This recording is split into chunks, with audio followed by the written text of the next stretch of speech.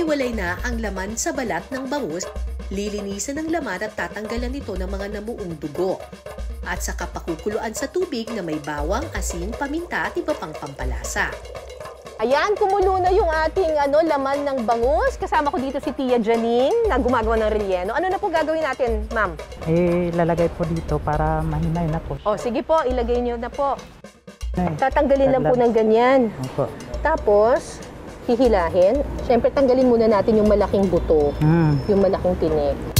Ayan! So, madali kasi mahimay pag ginanito po siya. Pag hilaw, parang mahirap nakadikit. Tapos, pag natanggal na natin, iisa-isahin natin ngayon siyang tatanggalin yung mga tinik. Okay. Tapos, saka po siya igigisa. Saka siya igigisa. So, ganito po yung magiging itsura niya. Opo, ayan, himay ito na po, nahimay na po. Tapos, alam mo talagang wala na siyang buto kasi ang liliit na rin ng pagkakahimay sa kanya. Habang tinatanggalan ng tinig ang laman ng bangus, pwede nang ibaba ng balat nito sa toyo at bawang para matanggal ang lansa at para na rin magkaroon ng lasa ang balat ng bangus.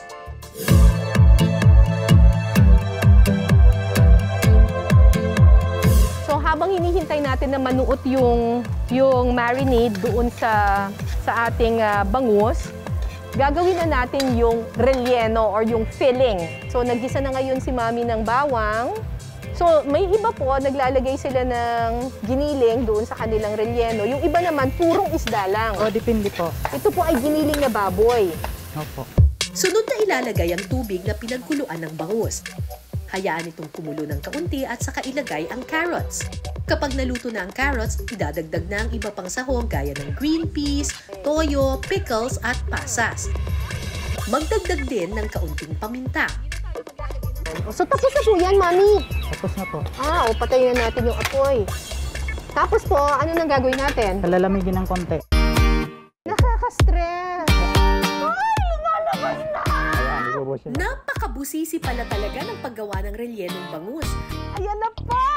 Kasama si Archie, napalaban ako sa paghihiwalay ng tinik at laman sa balat ng bangus.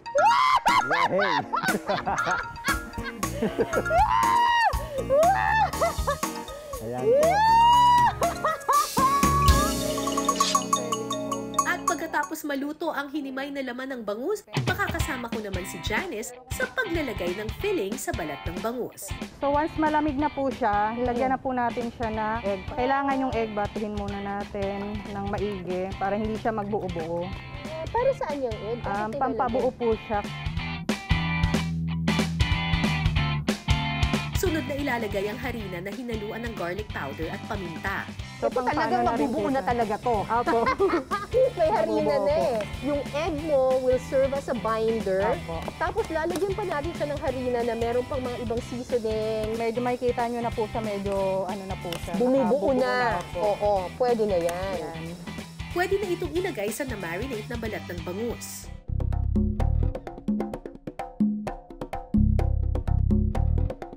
So, ikaw ang taga-fill. Ikaw ang taga-filling. Si Mami ang taga-gisa. Si Archie ang Deliver and taga-debone. Tsaka debone. Marunong din po ako mag-debone. Alam Sino po yung naghihimay?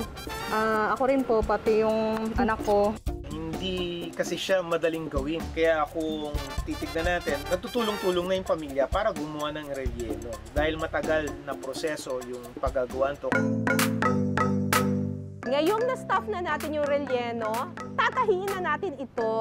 So once na okay na po yung pantahi natin, ito pong pinaka-karayom natin, ipapasok natin siya dito sa loob ng mata niya.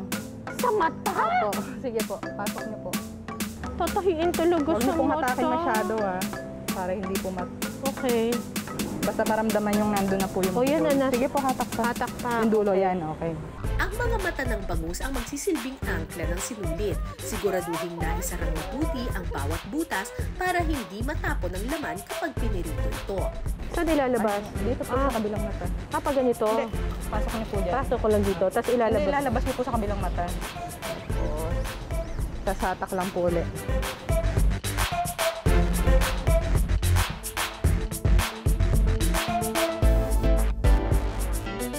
Lalagyan ng harina ang balat ng bangus para hindi ito dumikit sa kawali at maging crispy ang pagkakaprito.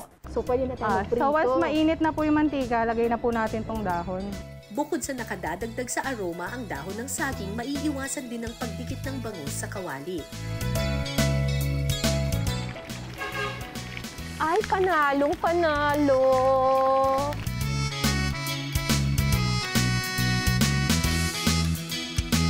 Kapag wala ng ingay na maririnig sa mantika, pwede nang baliktarin ang bangus para prituhin ang kabilang side nito. Mabilis lang ang prito, ah!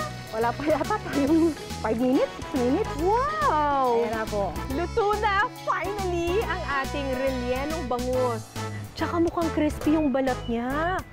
Tapos meron siyang aroma ng dahon ng saging. Tikman na natin!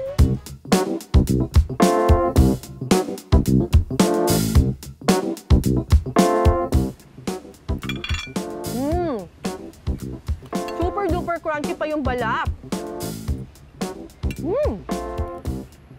Saktong-sakto yung timpla. Ang sarap ng feeling niya kasi meron siyang meat, meron siyang bangus. Tapos, halo-halo yung flavor eh. Maalat, pero may asim siya ng konti. Kanina medyo nag-worry ako nung naglagay ng pickle si tita dun sa relleno. Pero parang, oh, parang halo-halo yung may pickles ha. Ay nako, feeling mo tuloy nasa fiesta ka. Sulit na sulit ang lahat ng pinaghirapan. Kasi panalo yung relleno.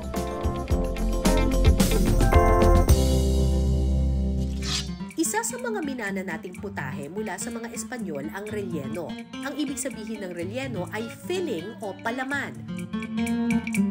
Chiles relleno ang orihinal na putahe nito na nagmula sa Mexico, kung saan ang chili na nahahawig sa bell pepper natin, pinalalamanan ng ginisang karne na may kasamang keso.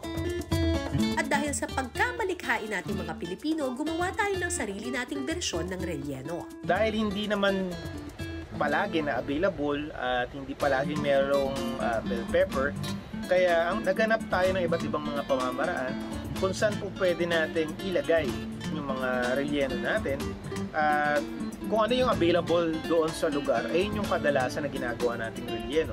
Katulad ng bangus, kung anong abundant, kung ano yung usual na available dun sa lugar, ito yung ating nire-relleno.